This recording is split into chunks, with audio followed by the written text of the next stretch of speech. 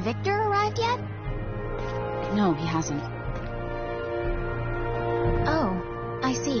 Currently in my blood as a researcher to do so.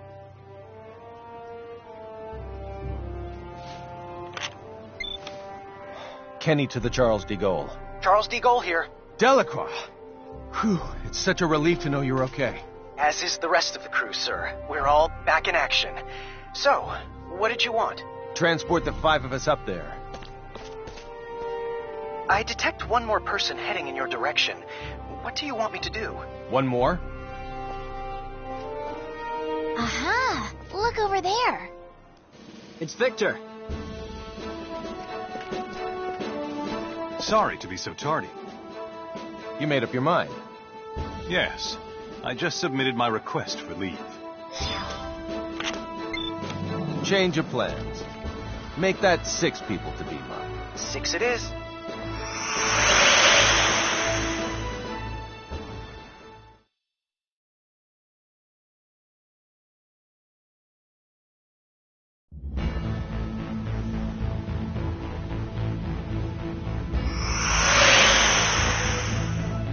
What an amazing place. I forgot this is your first time here, Victor. No time to chat. We need to make for the bridge.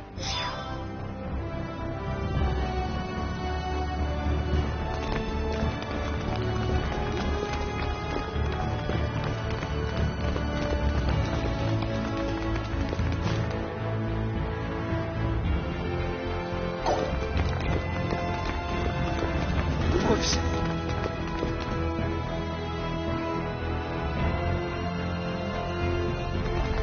The bridge. Whoa! Is there something wrong, Victor? You alright? I'm fine. I just wasn't expecting this entire room to start moving. The equipment at the Royal Institute surprised me, but this is something else. So, this is your new ship? You know it. Welcome to the latest in battleship technology. The Charles de Gaulle G. The previous one was a research vessel, whereas this one was built specifically for combat. Thus, it should prove more than capable of taking on Kronos' cruisers. I'm not sure I really get the difference, but both versions sound spectacular.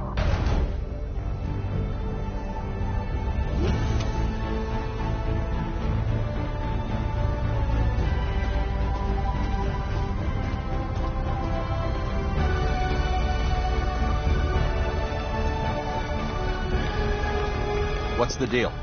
The target is already well within the detection field of our ultra-long-range sensors.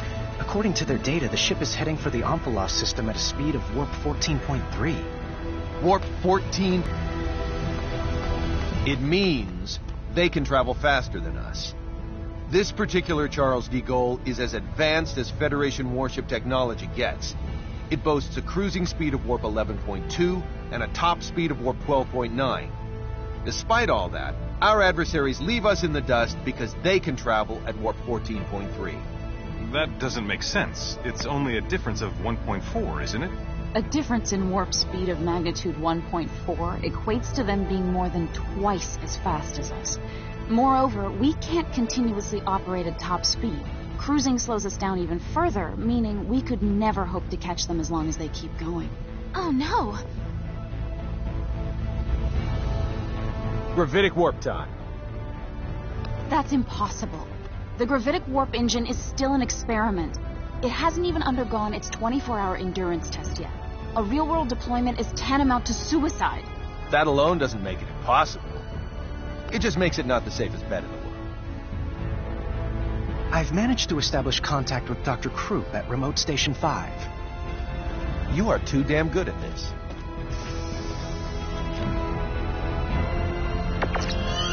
Long time no see, Doctor. Long time indeed, Captain. I hear that you've decided to take the Model G out for a spin. You are indeed a Kenny through and through. Sorry about that, but this ship's imperative to my mission. Well, it has to be tested at some point. Why not make it now? By the way, while I assume there's only one reason you'd contact me at this juncture, let me ask for the hell of it. What do you want? To use gravitic warp. Denied. You're allowed to go a maximum warp speed of 11, and that's only in spurts. You've got to be joking. That's slower than normal warp speed. There's a dangerously high probability that we won't be able to control all the creation energy required to activate the gravitic warp engine. Therefore, we're forced to use the normal warp engine for energy, resulting in the aforementioned lack of speed. As concise and accurate an explanation as ever, Miss Patriciani. I fail to see your issue, Captain. The normal warp engines aboard that cruiser are state-of-the-art. You can go plenty fast. Well, the Chronos ships have a cruising speed of 14.3. What? I was totally unaware they'd come so far with their technology. Fascinating. We've surmised that their tech is likely based on symbometrics. Symbometrics, huh? They do say it directly influences the fundamental composition of matter. Meanwhile, we've barely scratched the surface of that discipline. No wonder they're ahead. We can't disregard the possibility that Kronos is able to repress creation energy, or perhaps a similar type, through the use of symbometrics. What do you have there? I'm reviewing the information we recovered from the database inside their facility. It seems, however, that their symbometric research draws heavily upon the principles of Fey Creed 4's signaturgy. I can't grasp much of what's written here. Let me see that data of yours. Although, judging by what you said, I might not be able to understand much of it at the moment. If possible, I'd like to get the opinion of a local expert. Fiore. You've already input all the information I've gathered into that machine. If you want to learn anything new, you should probably ask someone else. Speaking of which, what about asking Cassius? He's probably our best bet. We'll head for this local expert's place immediately, Doctor. Once we're there, you can talk to him directly. Perfect. I'll set it so I can receive transmissions at any time. You know the drill, Anne. Take her with you to the Royal Institute in Languedoc. Yes, sir. The rest of us will hold down the fort until they're back.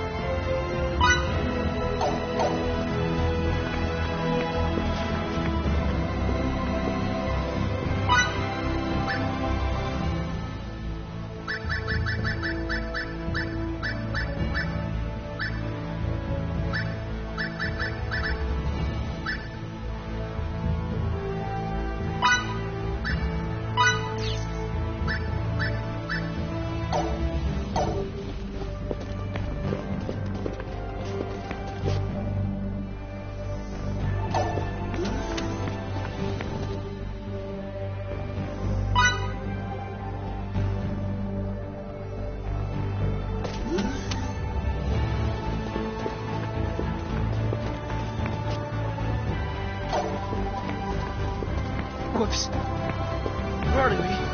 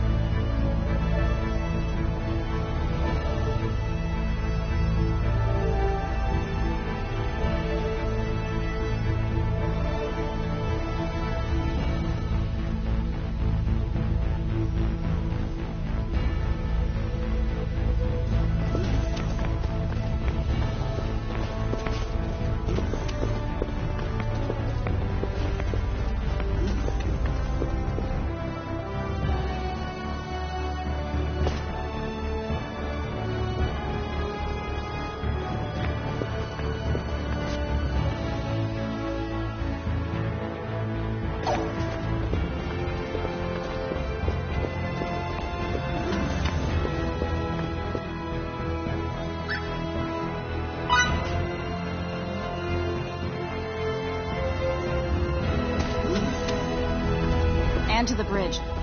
How'd it go? I believe we'll have our answer soon enough. That's wonderful.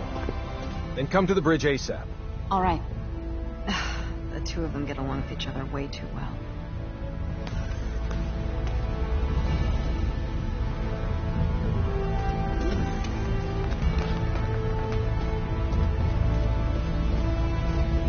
Connect me to Dr. Krupp.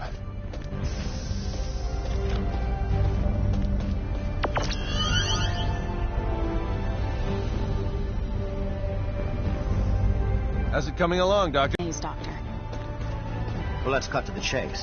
You'll need to both reprogram some aspects of the software and physically apply symbols to the outside of the gravitic warp engine. Imbue the warp engine with symbols?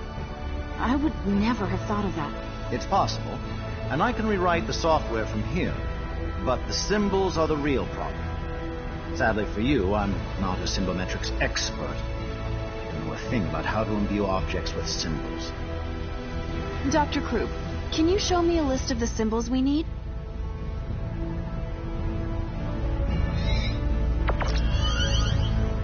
This is the symbological formula, copy of which I've sent to your engine room's terminal.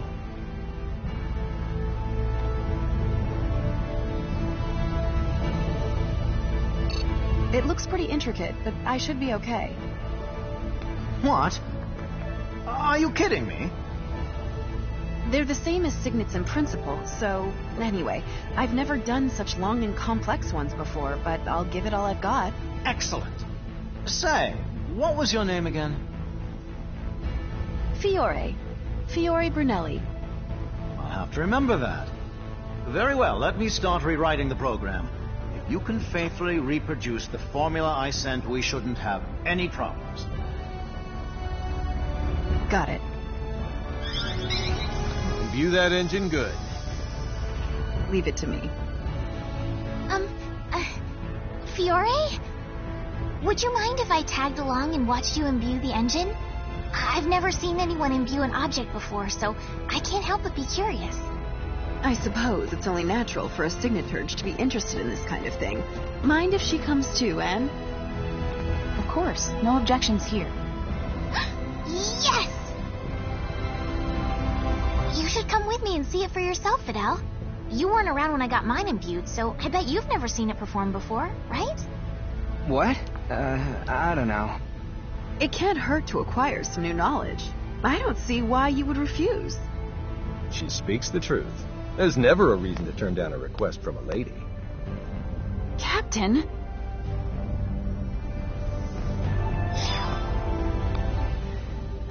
Follow me to the engine room.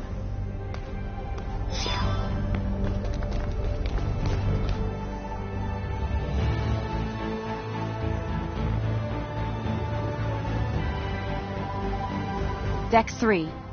Engine room.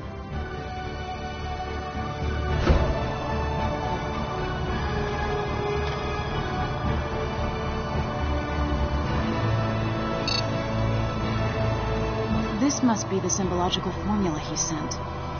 Luckily, I just started researching compound signets and the combinations of base signets that form them. I've tried many different sequences before, but I've never seen anything near this complex.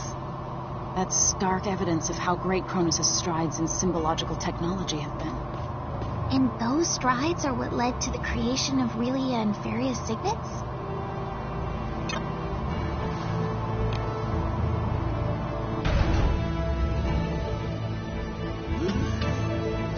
This is the engine room. The gravitic warp engine's core should be right up ahead.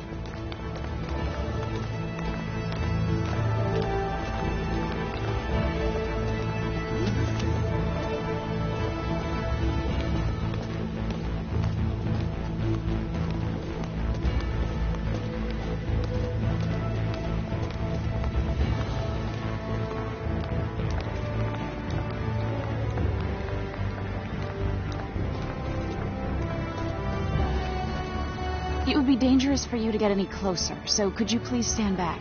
All right, then. This is it.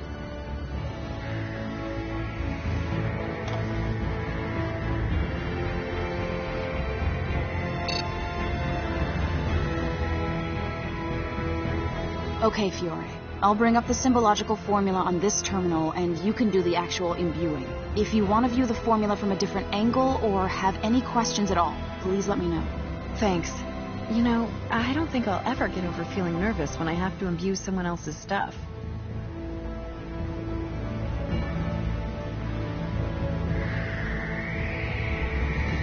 All right, let's get to it.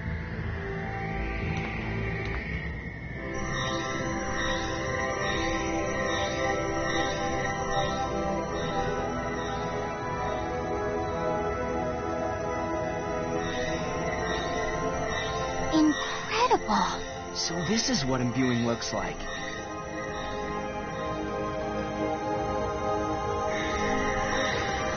that was our final symbol.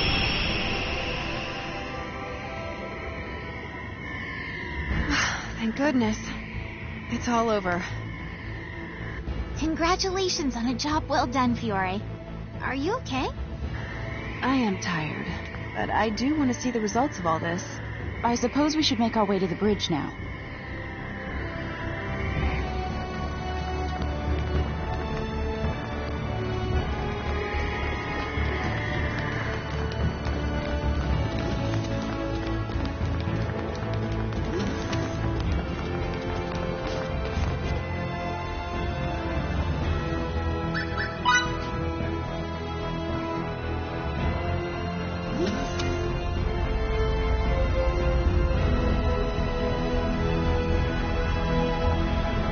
updated the software. Now our fate is squarely in the hands of Lady Luck. I thought you might like to know, Captain, that I've never done this without running months of tests first. If this ends in failure, I'll apologize to you all in heaven. I highly doubt that'll be necessary. I'll cut the power to the engine if I see any abnormalities. I see. Shut down regular warp engines. Yes, sir. Shutting down regular warp engines. First, we need to see if it can even start. Now, engage gravitic warp engine. Aye, aye, sir. Engaging the gravitic warp engine. What's going on? Come on. The gravitic engine's up and running. Warp 1. Good. All systems normal, and gravitic wave values within predicted limits. First, try increasing the speed to warp 5. Warp 5. Yes, sir. Warp 2, 3, 4, and warp 5. There don't seem to be any problems yet. Now it's time for the real test. My calculations say we can safely accelerate to warp 15. Just do it carefully. You heard him. Accelerate to warp 15. 7, 8, 9. We're now at warp 10, sir.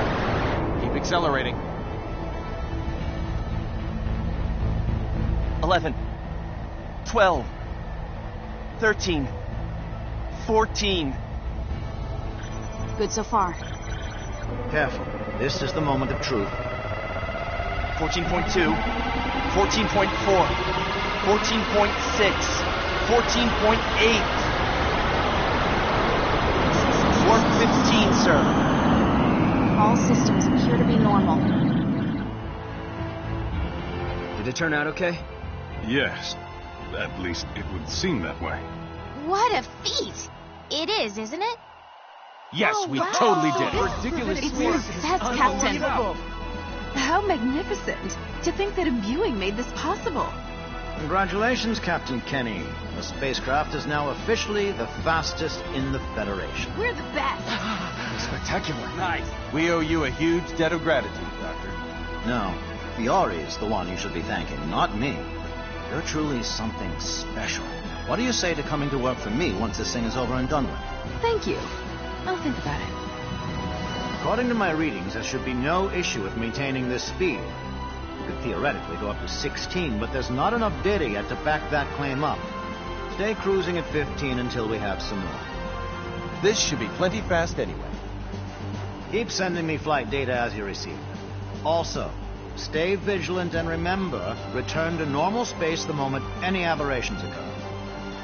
Will do. Thanks again for your help, Doctor. Troop, over and out. Maintain warp 15. We're going after that Kronos ship. Yes, sir. Now plotting our course. At this speed, it shouldn't take long to catch up with them. I doubt they'll take kindly to our presence either. In the event they engage us right after emerging from subspace, get some rest while you can.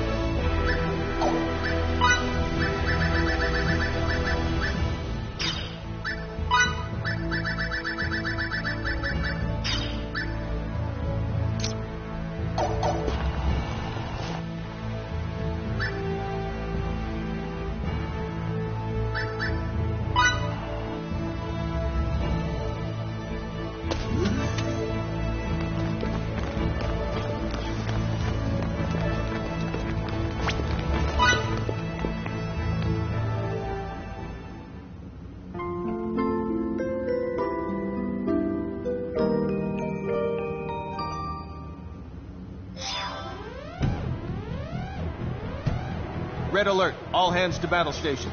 Vacredians, come to the bridge immediately. I repeat, we're on red alert. All hands to battle stations.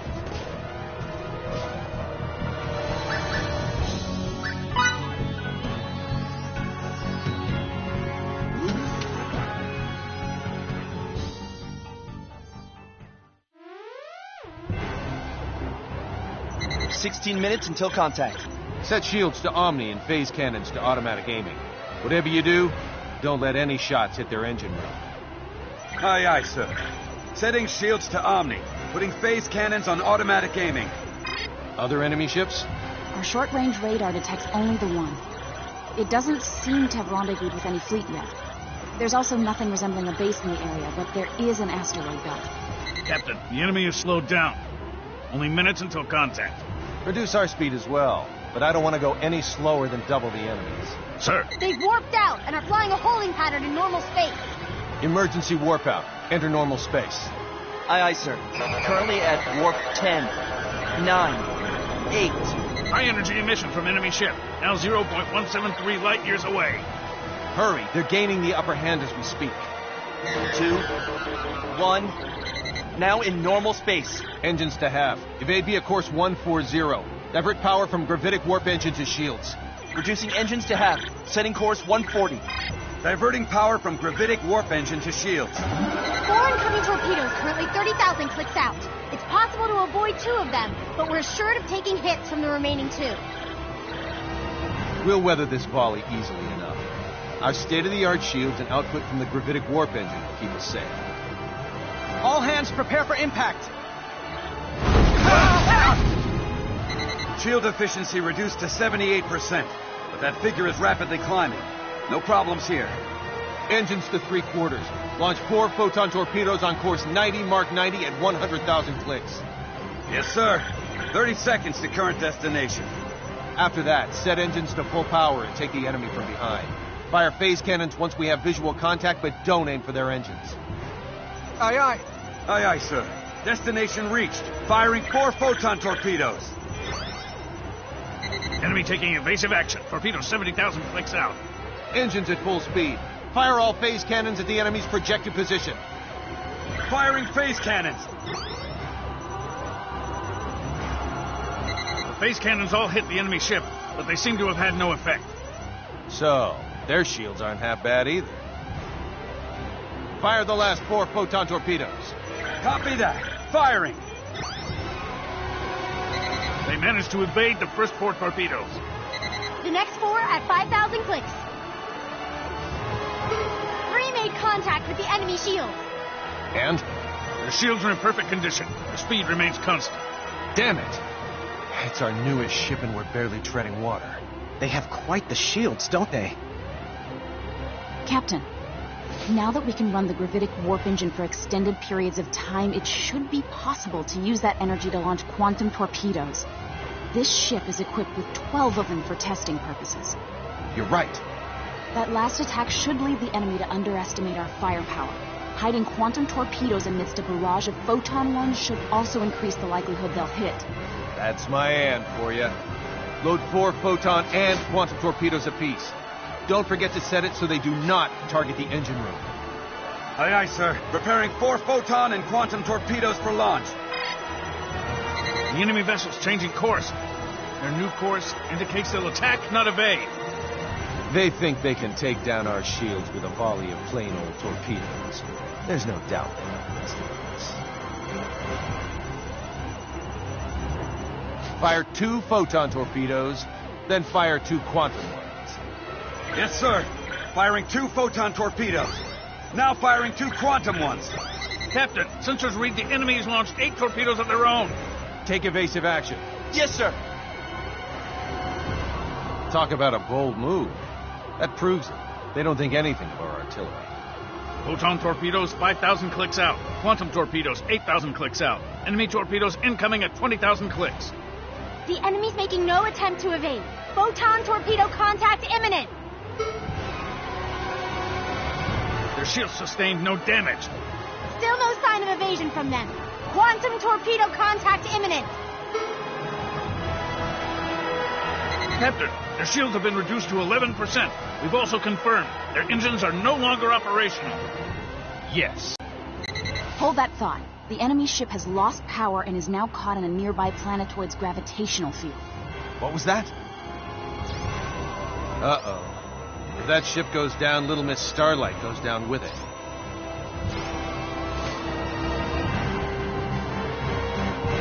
Engines at half speed. Pull to within 10 clicks of the enemy. 10 clicks, sir? There's nothing their ship can do to us. It's lost all power and gone utterly silent. Understood. Engines to half speed. We're currently 10,000 clicks out, and gradually slowing down. And once we get within 10 clicks, halt its descent with our tractor beams. Will do. Currently 1,000, 500, 100, 10 clicks away, sir. Secure the ship with tractor beams. Activating tractor beams. Their ship's trajectory has stabilized. I want to talk to their captain. Open a comm link for me. Yes, sir. Sir, there's no response from them. Is it that they can't respond, or that they simply don't want to? We'll have to board them and settle this face to face. Prepare the transporter, and don't forget to investigate the ship's layout. Yes, sir. All right, everyone, to the transport room.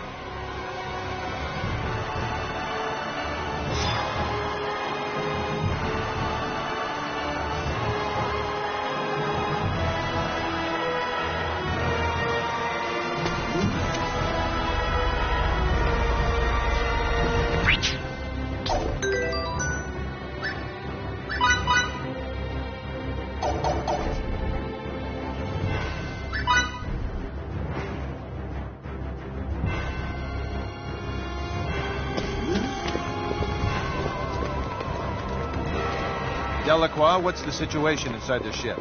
It's lost almost all its power, including the default generator. All that's left is a small reserve, which is connected to the life support system. Then let's hurry.